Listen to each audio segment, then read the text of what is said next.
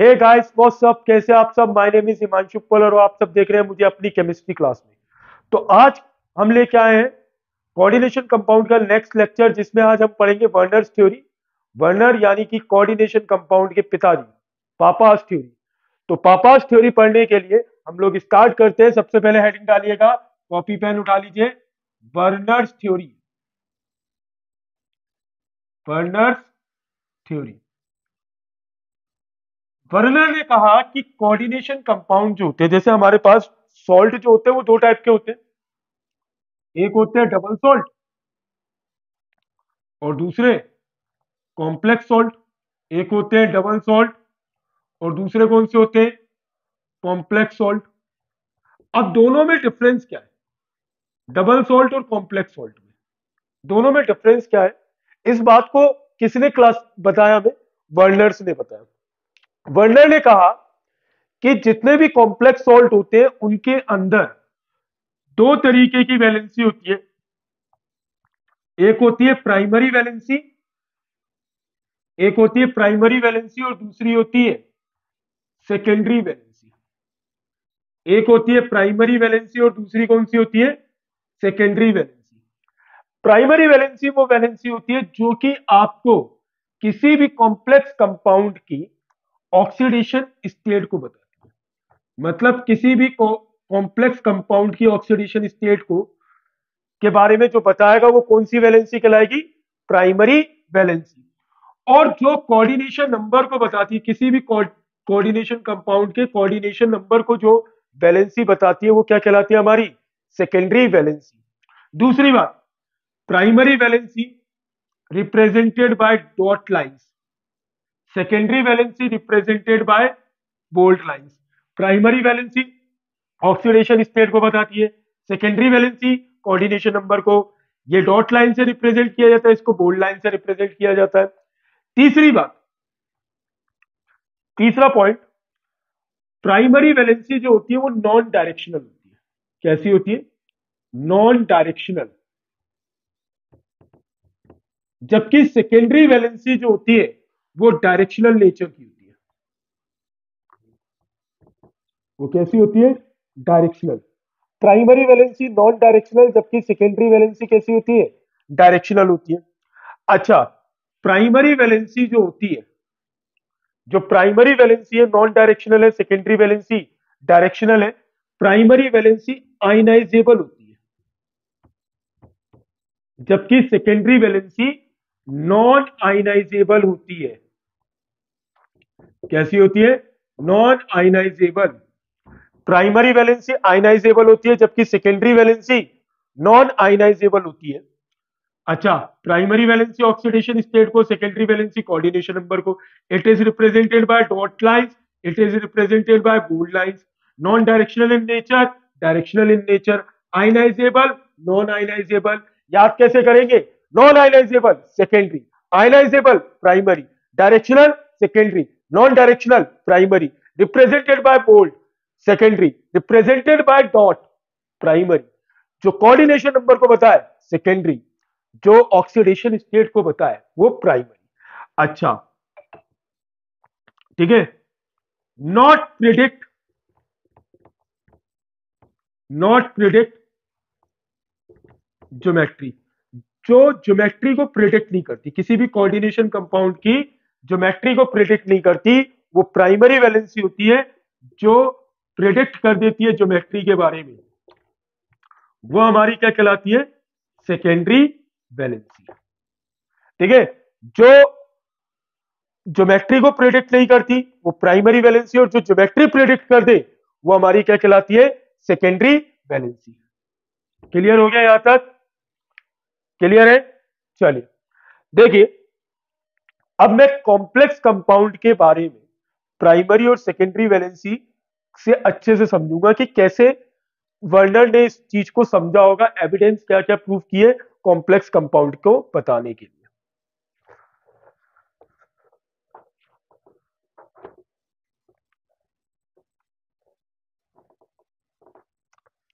देखिए हमारे पास जब कोऑर्डिनेशन नंबर 6 होगा तो ज्योमेट्री होगी ऑक्टाहेड। ज्योमेट्री कौन सी होगी? ऑक्टाहेड्रल। और जब हमारा कोऑर्डिनेशन नंबर 4 होगा तो या तो ज्योमेट्री टेट्राहेड्रल होगी या स्क्वायर प्लेन, या स्क्वायर प्लेनर। ठीक है, क्लियर है? चलिए, जैसे हमने एक कंपाउंड लिया, अब उसने वर्नर ने कैसे बताया, COCl3 की रिएक्शन 6NH3 के साथ, 6 मोल ऑफ अमोनिया के साथ।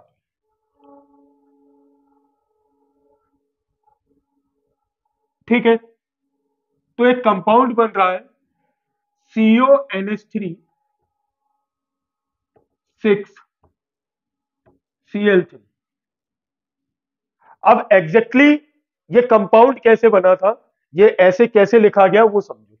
जब COCl3 प्लस 6NH3 इनकी आपस में रिएक्शन कराई गई, जैसे रिएक्शन कराई गई, इनके ऊपर डाला गया AgNO3, सिल्वर नाइट्रेट, और हमें क्या मिला, 3 मोल AgCl के मिले, 3 मोल AgCl के मिले।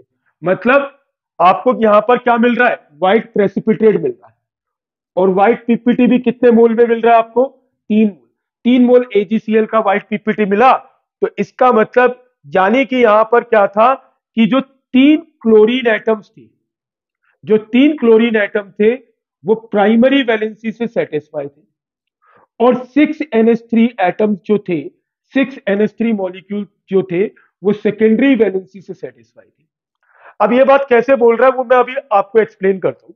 देखो, हमने बचपन में एक रिएक्शन पढ़ी है, जैसे NaCl की रिएक्शन AgNO3 के साथ होती थी, तो यानी कि यहां पर इस पे पॉजिटिव, इस पे नेगेटिव, इस पे पॉजिटिव, इस पे नेगेटिव, ये इसकी बीवी को लेके भागा, ये इसकी बीवी को लेके भागा, बीवी एक्सचेंज हो गई, तो NaNO3 बना प्लस AgCl बना। अरे AgCl बन रहा है कि नहीं, ये व्हाइट पीपीटी बना के नहीं बना? अब देखो यहां पर बेसिकली क्या हो रहा है कि sodium ion, chloride ion, silver ion, nitrate ion, सबके सब आयनाइज फॉर्म में थे, आयंस की फॉर्म में थे। अब जैसे ही COCl3 और 6NH3 के साथ जैसे ही हमने AgNO3 की रिएक्शन कराई, तो 3 मोल AgCl मिले। इसका मतलब 3 क्लोराइड आयन जो थे वो आयनाइजेबल थे। 3 क्लोराइड आयन अगर आयनाइजेबल थे, तो बाकी के जो स्टेबल कंपाउंड होगा वो ऑक्टाहेड्रल, मतलब कोऑर्डिनेशन नंबर हमारा 6 रहना चाहिए। ऑक्टाहेड्रल कंपाउंड स्टेबल कंपाउंड होता है। ठीक है, तो 3 क्लोराइड आयन, जो 3 क्लोराइड आयंस थे, मतलब 3 मोल AgCl मिल रहा है, तो 3 क्लोराइड आयन आयनाइजेबल थे, बाकी सब NH3 जो थे वो कैसे थे, नॉन आयनाइजेबल थे। इसका मतलब NH3 जो है वो सेकेंडरी वैलेंसी हो गई, 3 क्लोराइड आयन प्राइमरी वैलेंसी हो गई। अब इस कॉम्प्लेक्स को देखो ऐसे बताया, जैसे ये कोबाल्ट, ट्यू ट्यू ट्यू ट्यू ट्यू ट्यू, फूलों सा चेहरा तेरा, गेंडे सी मुस्कान है, रंग तेरा देख के, रूप तेरा देख के, काले कुत्ते भी हैरान। चलो देखो, अब यहां पर देखो, ये जो कोबाल्ट है इसके साथ 6NH3 इस तरीके से जुड़े हुए, 6NH3, एक क्लोराइड आयन ये रहा, एक क्लोराइड आयन ये रहा, एक क्लोराइड आयन ये रहा। मतलब 3 क्लोराइड आयन प्राइमरी वैलेंसी से सेटिस्फाई है, 6NH3 किससे सेटिस्फाई है, सेकेंडरी वैलेंसी से। इसीलिए इसको मैंने रिप्रेजेंट किया है डॉट से, इनको रिप्रेजेंट किया है बोल्ड से। अब देखो, सेकेंडरी वैलेंसी हमें क्या बता रही है, ज्योमेट्री को प्रेडिक्ट कर रही है। ज्योमेट्री को प्रेडिक्ट कौन कर रहा है, सेकेंडरी वैलेंसी। प्राइमरी वैलेंसी नहीं कर पा रही है, कौन कर रही है, सेकेंडरी वैलेंसी। चलिए, अब एक और देखते हैं इसी में। ठीक है, जैसे COCl3 5NH3। अब यहां पर जो कंपाउंड बना CONH3 का होल 5 CnCl, जैसे इसको AgNO3 में डाला, AgNO3 में जैसे इसको हमने डाला, तो 2 मोल AgCl के मिले, मतलब 2 मोल में मुझे क्या मिला, AgCl मिला। मतलब दो क्लोराइड आयन प्राइमरी वैलेंसी से सेटिस्फाई थे, और जो एक क्लोराइड आयन सेकेंडरी वैलेंसी से सेटिस्फाई था। अगर मैं प्राइमरी वैलेंसी यहां पर लिखूंगा तो 2 क्लोराइड आयन, सेकेंडरी वैलेंसी एक क्लोराइड आयन और 5 NH3। क्लियर हुआ? अब इसी तरीके से स्ट्रक्चर बना लो, बना लेते हैं। जैसे ये CO, एक NH3 यहां, एक NH3 यहां, NH3, NH3, NH3, और यहां पर लग गया क्लोरीन। अब एक क्लोरीन ये रहा और एक क्लोरीन ये रहा। अब लेकिन ये जो क्लोरीन है, ये इस कॉम्प्लेक्स की ऑक्सीडेशन स्टेट को भी बता रहा है। जैसे कोबाल्ट की अगर मैं ऑक्सीडेशन स्टेट निकालूं तो +3 आएगी, तो वो इस क्लोरीन की वजह से भी आ रही है। तो ये वाला जो क्लोरीन है, ये दो तरीके की वैलेंसी से सेटिस्फाई है, प्राइमरी से भी और सेकेंडरी से भी। लेकिन इसे हम लोग कंसीडर किस में करेंगे, सेकेंडरी वैलेंसी में। क्लियर है? बहुत बढ़िया। अब देखो एक और चीज समझो, जब इनकी कंडक्टिविटी नापी गई, इनकी कंडक्टिविटी जो होती है वो डायरेक्टली प्रोपोर्शनल होती है नंबर ऑफ आयंस के ऊपर। किसके ऊपर डिपेंड करती है? नंबर ऑफ आयंस के ऊपर। अगर आप देखो तो कंडक्टिविटी इनकी मेजर की गई, तो जैसे मैं इसको ए नाम दे दूं और इसको बी नाम दे दूं, तो ए की कंडक्टिविटी बी से ज्यादा थी। ए की कंडक्टिविटी बी से ज्यादा थी। क्यों ज्यादा थी?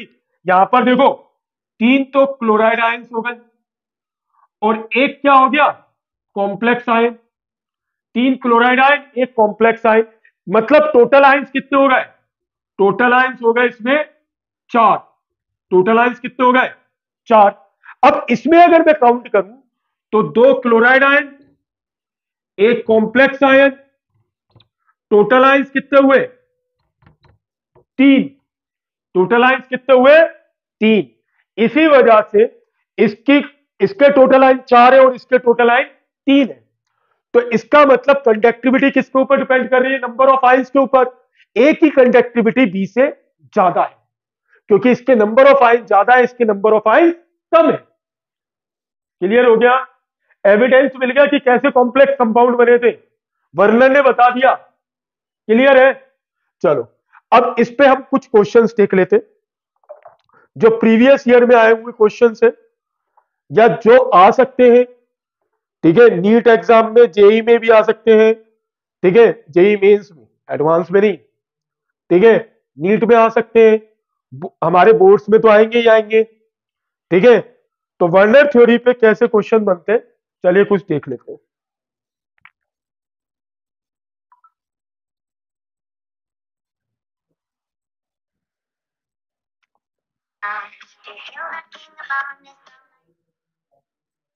चलिए वर्नर्स थ्योरी पे कुछ क्वेश्चंस देखते हैं। जैसे एक क्वेश्चन है, question number 1, when a coordination compound NiCl2 dot 6H2 is mixed with AgNO3,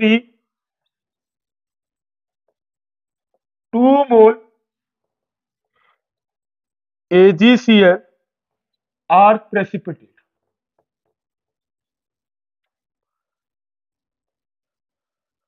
draw या write structural formula of the complex.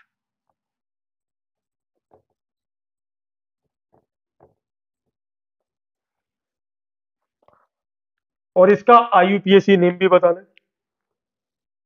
और सेकंड पार्ट में राइट IUPAC नेम।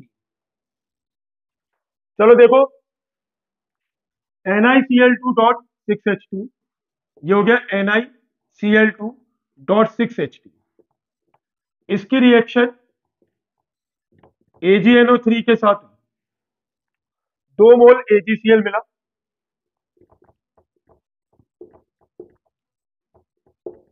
इसका मतलब दो क्लोराइड आयंस प्राइमरी वैलेंसी से सेटिस्फाई। इस compound में दो क्लोराइड आयन प्राइमरी वैलेंसी से सेटिस्फाई है, मतलब 6 molecule of water secondary valency से सेटिस्फाई हो गए।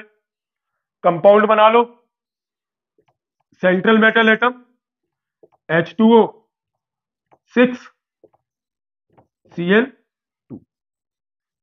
अब इसका नाम क्या होगा? हेक्सा एक्वा निकल सेकेंड क्लोराइड। हो गया। कुछ क्वेश्चन में था, कुछ नहीं था। चलिए,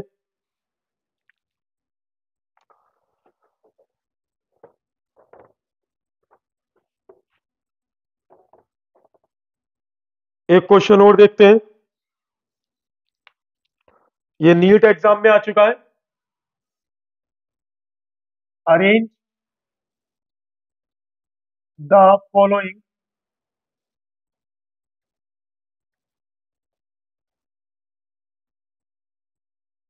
NEET 2011। Arrange the following complex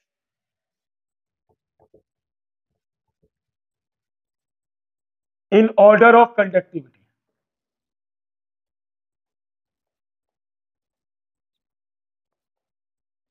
in order of conductivity, ठीक है। वहां पर एबीसी ऑप्शन था, CONH3 6NH3 sorry 3Cl3 CONH3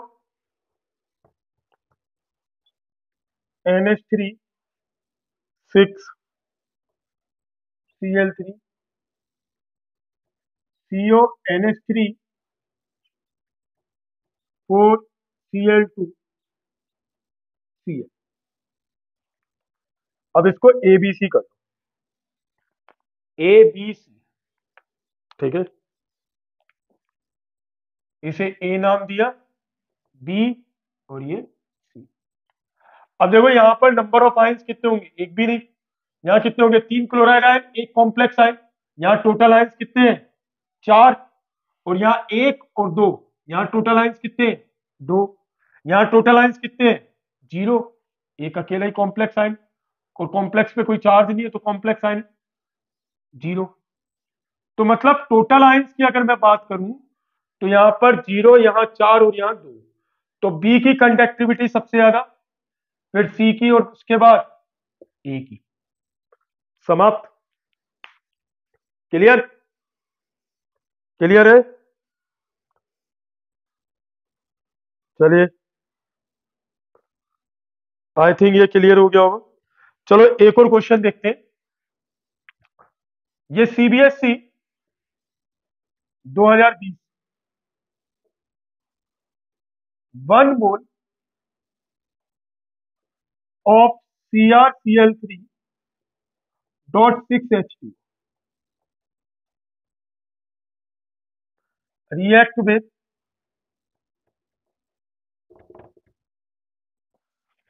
AgNO3, excess of AgNO3,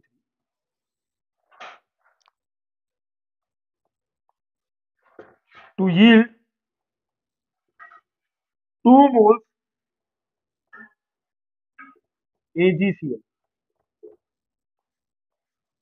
Write structural formula and IUPAC name. अब देखिए 1 मोल Ag, देखिए CrCl3.6H2। अब इसकी रिएक्शन AgNO3 के साथ हुई, 2 मोल AgCl मिला। मतलब दो क्लोराइड आयन प्राइमरी वैलेंसी से सेटिस्फाई है, दो क्लोराइड आयन प्राइमरी वैलेंसी से सेटिस्फाई है, और एक क्लोराइड आयन सेकेंडरी वैलेंसी से सेटिस्फाई है। कॉम्प्लेक्स कैसा बनेगा? Cr H2O5 Cl Cl2 dot H2। अच्छा, इसका नाम क्या होगा? देखिए, penta aqua chlorido chromium third chloride 1 molecule of water. अगर NH3 आता तो 1 मॉलिक्यूल ऑफ अमोनिया बोलते। अब यहां क्या आ रहा है? 1 मॉलिक्यूल ऑफ वाटर। क्लियर हो गया? ठीक है, चलिए अब आगे बढ़ते हैं और लास्ट देखते हैं इफेक्टिव एटॉमिक नंबर।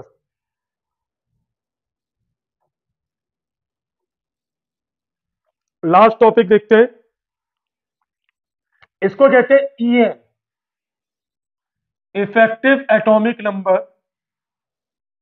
इसका फॉर्मूला होता है Z minus oxidation state plus 2 into coordination number. Basically अगर किसी का इफेक्टिव एटॉमिक नंबर किसी नोबल गैस के बराबर होता है, जैसे अगर मैं बात कर रहा हूं कोई कॉम्प्लेक्स है और उसका EAN, उसका इफेक्टिव एटॉमिक नंबर 18 निकलता है, मतलब आर्गन के बराबर, या 36 निकलता है मतलब क्रिप्टन के बराबर, या 54 निकलता है मतलब जेनॉन के बराबर, तो वो कंपाउंड, वो कॉम्प्लेक्स कंपाउंड कैसे होते हैं? More stable. कैसे होते हैं? मोर स्टेबल कंपाउंड होते हैं जिनका EAN इनमें से कुछ निकल रहा है। अब दूसरी बात समझिए, अगर मान लीजिए कि कोई दो कॉम्प्लेक्स है, उनका EAN सेम है, तो हम पहली चीज तो ये चेक करते हैं, दूसरी चीज चेक करते हैं कि वो चीलेटिंग लिगेंड है या नहीं। अगर कोई कॉम्प्लेक्स के अंदर चीलेटिंग लिगेंड, मतलब अगर किसी का EAN सेम निकला, तो हम क्या चेक करेंगे? वो उस कॉम्प्लेक्स में चीलेटिंग लिगेंड है या नहीं, ये चेक करते हैं। मान लीजिए चीलेटिंग लिगेंड भी प्रेजेंट है, तो तीसरी चीज चेक करते हैं हम लोग, ऑक्सीडेशन स्टेट। ये सबसे लास्ट में चेक करेंगे, oxidation state of central metal atom. Central metal atom की ऑक्सीडेशन स्टेट जितनी ज्यादा, स्टेबिलिटी उतनी ज्यादा। मतलब oxidation state of central metal atom बढ़ेगी तो स्टेबिलिटी क्या होगी? इंक्रीज होगी। चीलेटिंग लिगेंड प्रेजेंट होंगे तो स्टेबिलिटी भी क्या होगी? इंक्रीज। क्योंकि चीलेटिंग लिगेंड प्रेजेंट है तो इसका मतलब साइक्लिक रिंग वहां पर फॉर्म हो जाती है। क्या फॉर्म हो जाती है? Cyclic ring. और साइक्लो कंपाउंड मोर स्टेबल होते हैं। चलिए इन पे कुछ क्वेश्चंस देख लेते हैं, EN कैसे निकालना है, नोट कर लिया होगा। जैसे पहली चीज, पहली बात,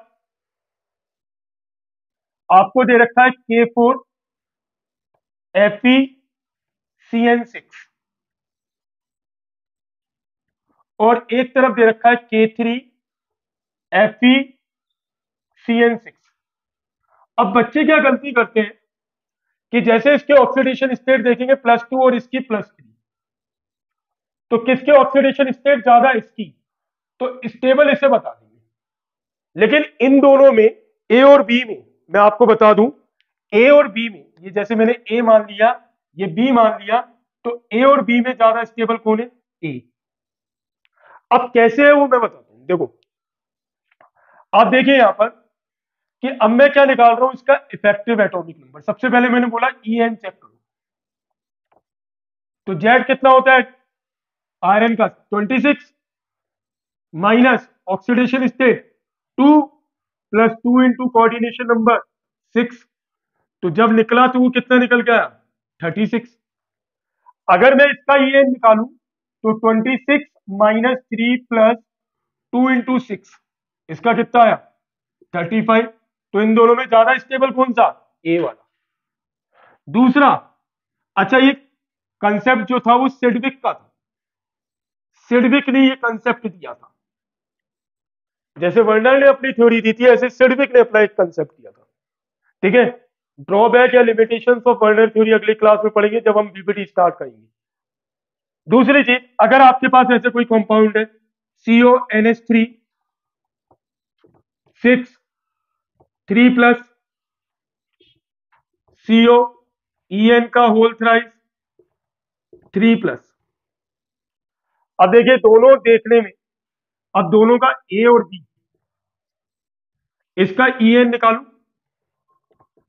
इसकी ऑक्सीडेशन स्टेट तो निकाल ली होगी +3, इसकी भी +3, मन की आंखों से निकाल ले तो अब तो 27 माइनस 3 प्लस 2 इंटू 6, EN कितना आया 36। EN जो होता है एक बाइडेंटेड लिगेंड है, और बाइडेंटेड लिगेंड के पास डोनर साइड कितनी होती है 2, तो कोऑर्डिनेशन नंबर इसका कितना होगा, कोऑर्डिनेशन नंबर आप ध्यान रखो, 2 डोनर साइड है और 3 ये है, तो कोऑर्डिनेशन नंबर कितना होगा 6। एक के पास 2 डोनर साइड, तो 3 के पास कितनी 6, 3 के पास कितनी 6, तो कोऑर्डिनेशन नंबर 6। क्लियर। अब EN निकालो, 27 माइनस 3 प्लस 2 इंटू 6, इसका भी 36। अरे सर ये तो दोनों का सेम आ रहा है। फिर मैंने अगला क्या बोला कि जो साइक्लिक रिंग फॉर्म कर रहा होगा, जो चीलेटिक लिगेंड होगा, वो ज्यादा स्टेबल। अब इन दोनों में ये जो कंपाउंड है EN, ये जो लिगेंड है EN साइक्लिक रिंग, मतलब EN जो होता है चीलेटिक लिगेंड है, जबकि NH3 चीलेटिक लिगेंड नहीं है। तो ए और बी में कौन ज्यादा stable, B is more stable than A, B is more stable than A. I hope जहां तक स्टेबिलिटी के ऊपर क्वेश्चन आपको क्लियर हो गए होंगे। बार बार कंसेप्ट को एक बार और रिवाइज करिएगा, देखने के बाद अगर कोई चीज नहीं समझ में आती दोबारा रिवाइज करो, और अगर कोई डाउट आता है तो आप मुझे कमेंट बॉक्स में वो डाउट लिख के भेजो, ताकि वो मैं अगली क्लास में आपका क्लियर कर सकूं। ठीक है, आप मुझे व्हाट्सएप कर सकते हैं, आप मुझे मैसेज कर सकते हैं, फेसबुक पे, इंस्टाग्राम पे, टेलीग्राम पे, सब जगह अवेलेबल हूं। तो आपको जो भी डाउट हो, अपनी जो भी क्वेरीज हो, वो क्लियर करिएगा। Okay, bye bye, thank you. अगली क्लास में फिर